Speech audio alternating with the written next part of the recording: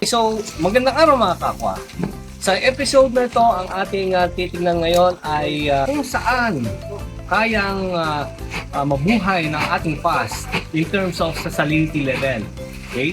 So, ibibisita ko kayo sa ibang mga farms dito sa Pampanga na kung saan matutunghayan natin kung ano ang naging performance ng ating fast sa grow-out ponds na kung saan may iba't ibang mga alat sa kanilang growth pond.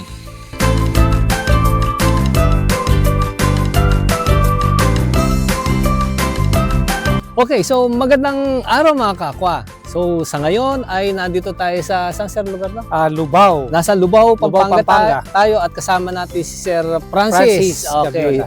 Sir Francis, pakilala ka muna sir. So, good morning. Good morning po. Pakilala ka muna sir. Ako si Francis Gaviola, farm manager ni Ronald Manalang Tilapia Hatchery. Okay, so si Sir Ronald Manalang, siya yung isa sa mga accredited hatchery operator natin sa Guagua ba sir yan? Guagua po sir. Sa Guagua, Pampanga. At sa ngayong araw actually ay iniikot natin ang iba't ibang mga lugar dito sa Pampanga na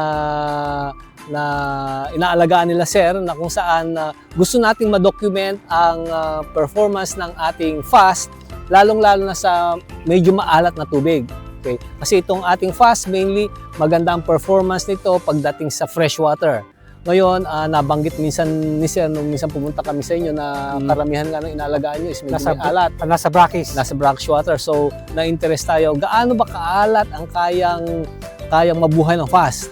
Actually, yung kanina, saan lugar sir yung kanina? Paludpud. So, Lubao pa rin. Sa Lubao.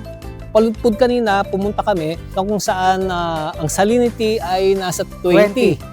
20 po. 20 ppt. 20 ppt sa loob po ng Sa loob ng fish pan. Sa labas ng fish pan, yung sa may ilog doon, nasa 25. Kaya ang nangyari ngayon is hindi sila pwedeng magpapasok dahil aalat ang tubig. Ngayon, sinasabi nila pagka low tide, ano?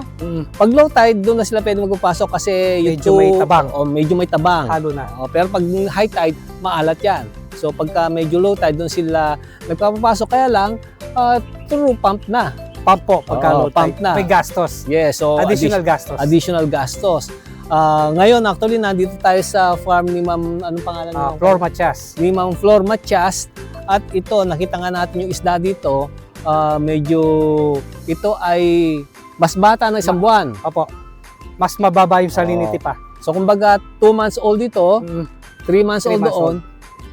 Dito, 15 ppt ang salinity, mas mababa. Mas mababa. Kaya makikita natin yung isda, Mas maganda. maganda, matataba, at halos parehas ng, lalaki pa ng konti kaysa doon, ano? Kasi doon sa isa kanina, na kung saan ang isang strategy nga nila sir doon is, kahit pakanin mo ng pakanin ng isda, Hindi siya lalaki. hindi lalaki. Sayang lang kung pakakanin mo ng quality feeds. Kaya ang ginagawa nila is, Less feeding. Less feed dahil ayaw din masyadong kumain eh. Oo, once a day lang kumain eh.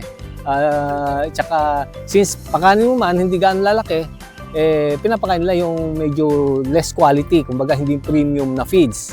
Ngayon pagka bumaba na ang salinity, doon nila magloload ng magandang feeds. Maglo-load sila ng magandang feeds. Mas volume na feeds. Feeds para at least talagang umusbong ang Laki niya. laki. Karaniwan ang alat dito sa Pampanga, March meron na ba?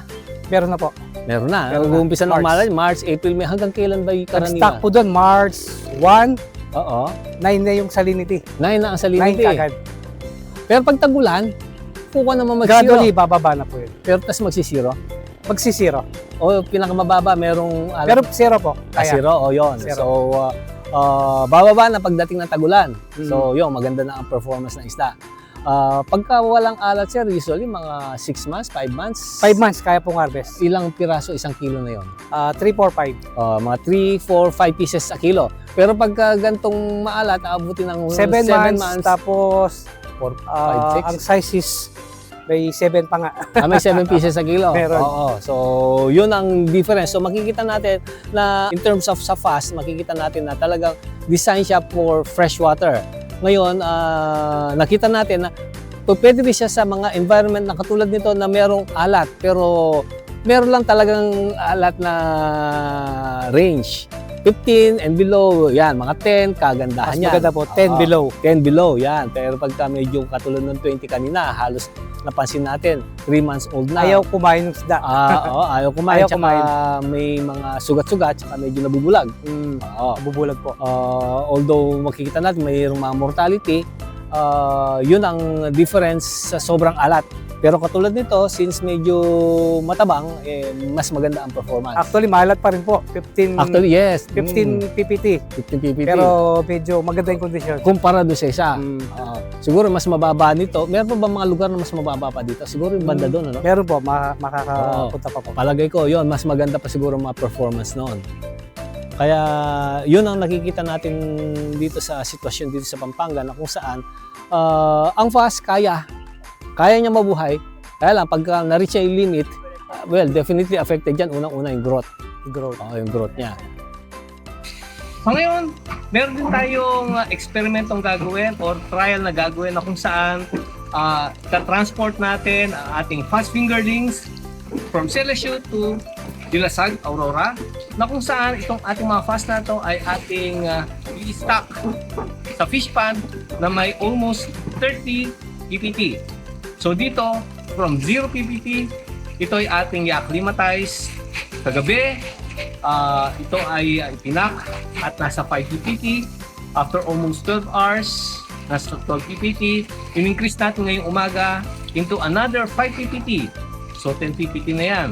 At tayo ngayon na magta-travel papuntang Aurora. Mamaya before lunch, around from now, siguro mga 5 to 6 hours. Tataasan na naman natin ang salinity ng additional na 5 PPT para ito ay maging 15 PPT. And then, we'll be heading papunta sa Dilasag another 3 hours na kung saan ang paglalagyan natin ay nasa around 25 to 30 PPT. So, titignan natin kung paano magiging performance ng ating fast strain.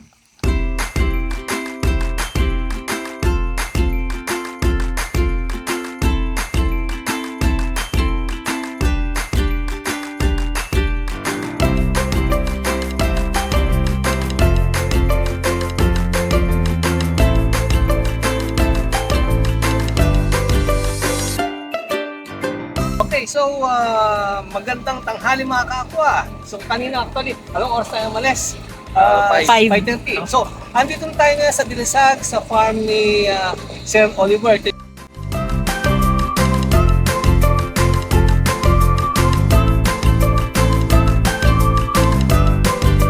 Ang aim actually ng episode na to is para makita kung gaano katagal, gaano kaalat ang pupwede itong ating fast. So,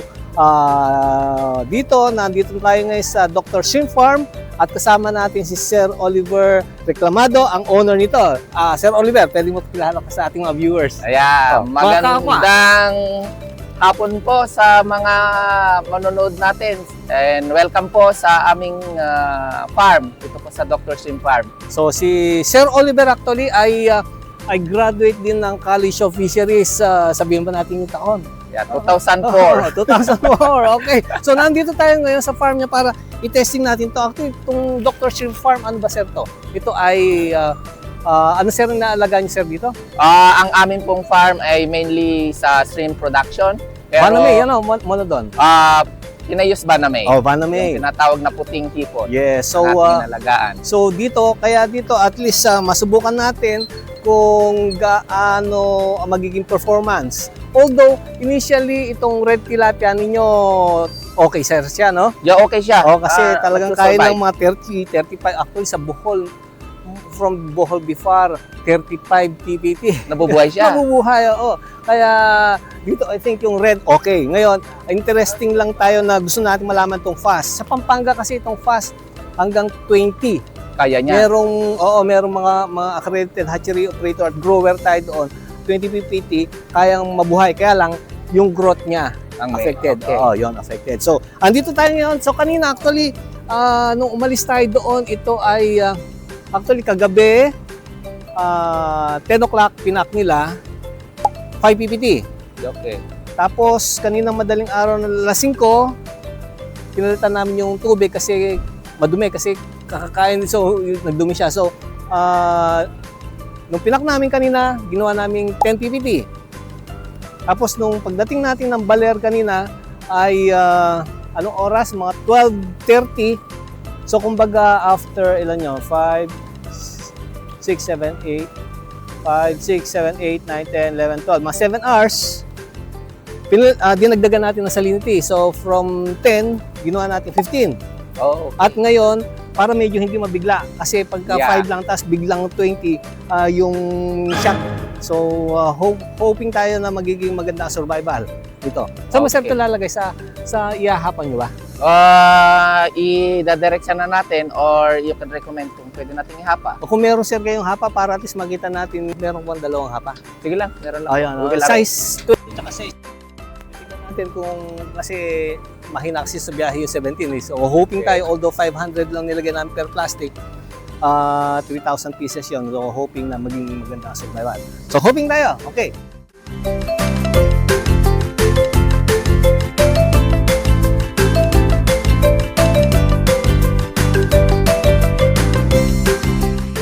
Ito actually yung resulta ng testing natin kahapon. So kahapon nag-stock tayo from 15 PPT, 30 PPT dito. So inacclimatize lang nila for around 30 minutes.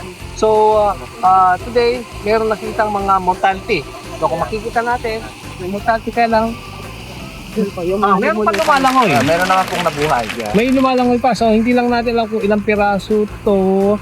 Palagay ko baka mga kulang sa libo siguro to. Yan, or less 1,000 to. Kasi 3,000, 3,000. So kumbaga, titignan natin kung ano magiging resulta, pero basically ito yung sinabi ni Daika na nahilo. Nahilo. So titignan natin to para mas medyo mapataas pa natin yung survival, baka kailangan pa natin medyo i-lengthen pa yung acclimatization. Yeah.